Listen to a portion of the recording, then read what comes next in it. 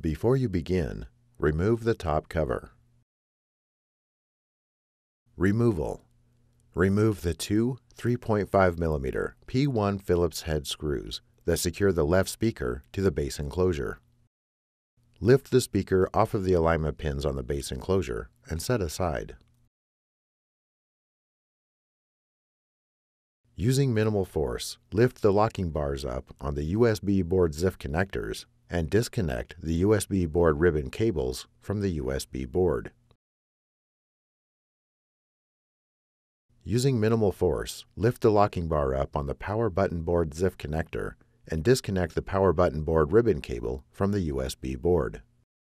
Remove the 3.5mm P1 Phillips head screw that secures the USB board to the base enclosure. Lift the USB-C bracket off of the USB board and remove.